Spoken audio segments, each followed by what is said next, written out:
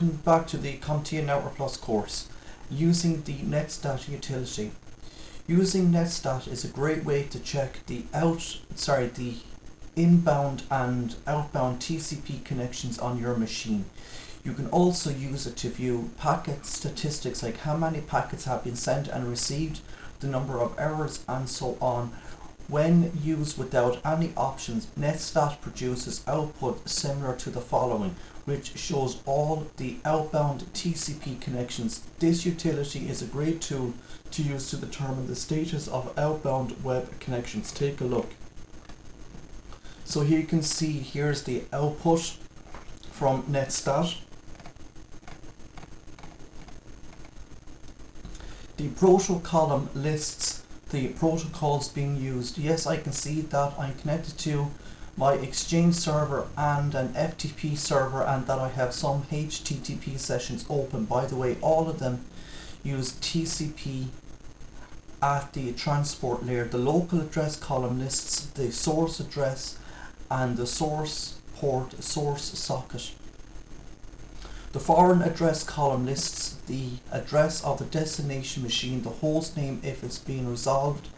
If the destination port is unknown, it will show up as the well-known port. In the previous output, you'll see HTTP instead of port 80 and FTP instead of port 21. The state column indicates the status of each connection.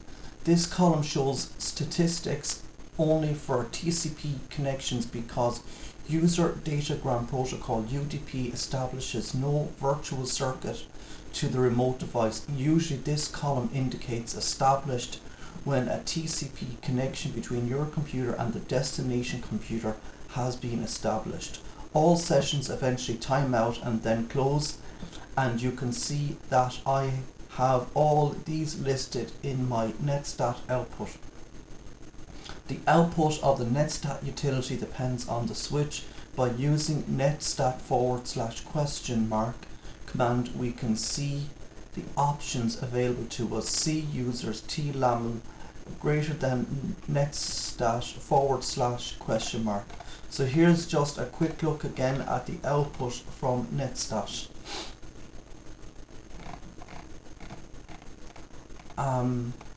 All of the Netstat switch options are listed in table 17.7. So -A displays all connections and listening ports. -B displays the executable involved in creating each connection or listening port. In some cases, well-known executables host multiple independent components, and in these cases a sequence of components involved in creating the connection or listening port is displayed. Note that this option can be time consuming and will fail unless you have sufficient permissions.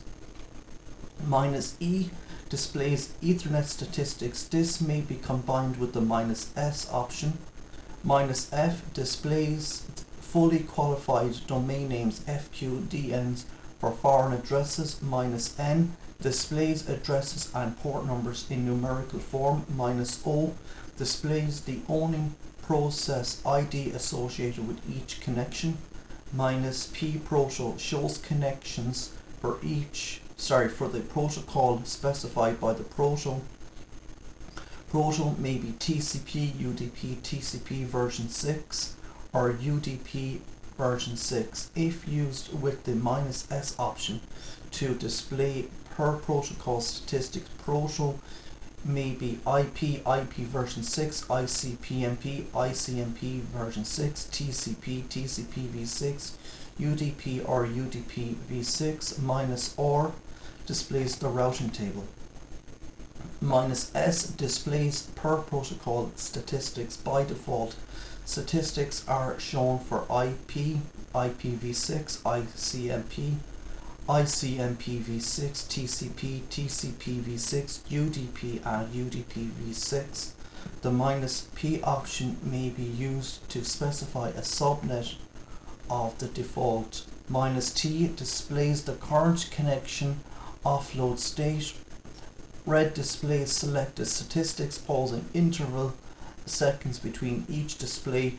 Press Ctrl plus C to stop redisplaying statistics. If -T is omitted, Netstat will print the current configuration information once.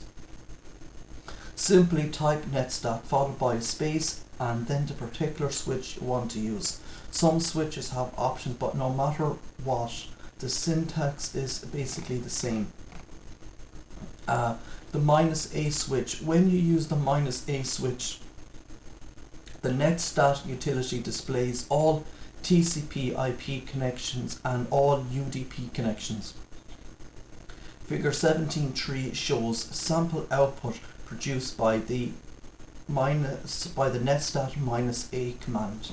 So TCP default 1026.204.153.162.280 established. TCP default 1027.204.153.163.280 established. TCP default 1028.204.153.163.280 established. TCP default 169.204.153.163.280 established. UDP default NB name, UDP default NB datagram. The last two entries in figure 17.13 show that the protocol is UDP and give the source port nicknames NB name, NB datagram.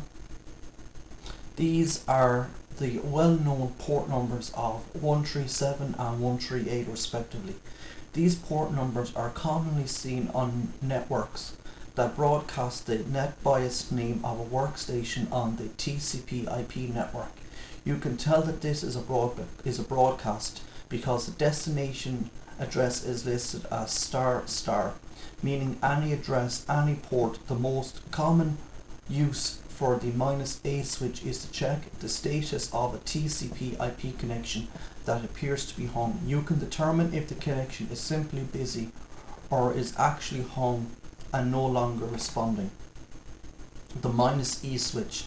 The -E switch displays a summary of all packets that have been sent over the network interface card NIC as an instant. The received and sent columns show packets coming in as well as being sent.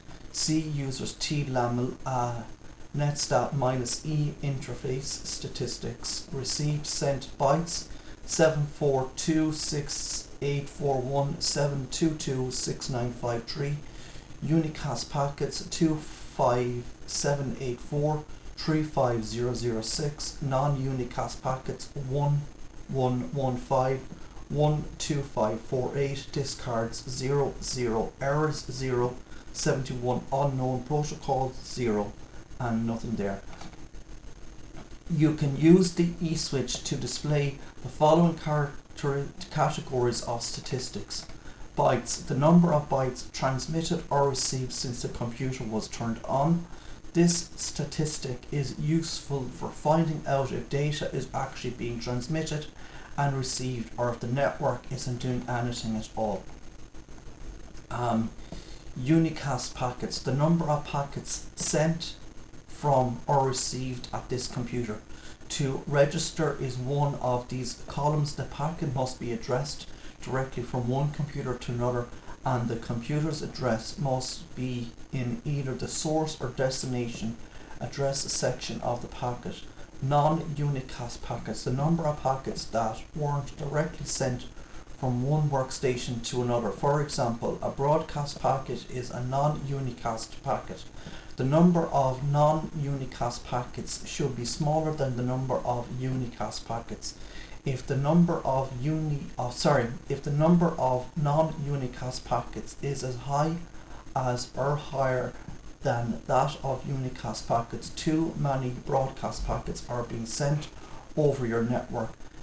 Definitely find the source of these packets and make any necessary adjustments to optimize performance. Discards, the number of packets that were discarded by the NIC during either transmission or reception because they weren't assembled correctly.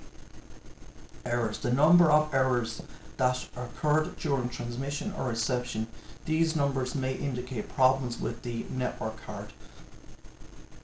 Unknown protocols. The number of received packets that the Windows networking stack couldn't interpret. This statistic only shows up in the received column because if the computer sent them, they wouldn't be unknown.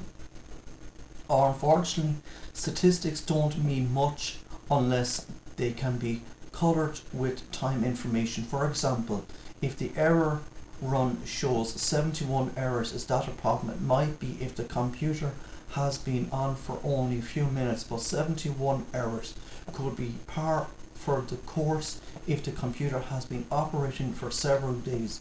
Unfortunately, the Netstat utility doesn't have a way of indicating how much time has elapsed for these statistics. The -R switch, the use of the -R switch to display the current route table for a workstation so that you can see exactly how TCP IP information is being routed. This will give you the same output as the route print command that we covered earlier in this chapter. The -S switch. Using the -S switch displays a variety of TCP, UDP, IP and ICMP protocol statistics, but be warned, the output you'll get is real long, which may or may not be okay for you. For this book, it's way too long for me to insert. With that in mind, we can add another modifier called the -P switch. The -P switch, like the -N, the -P switch is a modifier that's usually used with the -S switch to specify which protocol statistics list in the output IP, TCP, UDP or ICPMP. For example, if you want to view only ICP and P statistics, you can use the -P switch like so. Netstat -S -P ICPMP. The Netstat utility then displays the ICMP statistics instead of the entire gamut of TCP IP statistics that the -S switch would typically flood with you. For a different example, let's use the -S and -P switches to retrieve some IPv6 information. So here's the output from the Netstat -S -P IP version 6. So here you can see there's the outputs: packets received, received errors, received address errors, and so on and so forth. And here's another output again. You can see there active opens, passive opens, failed connections, and so on and so forth. So I'm going to leave it here today for this video. If you like listening, please consider like, sharing and subscribing. Thank you.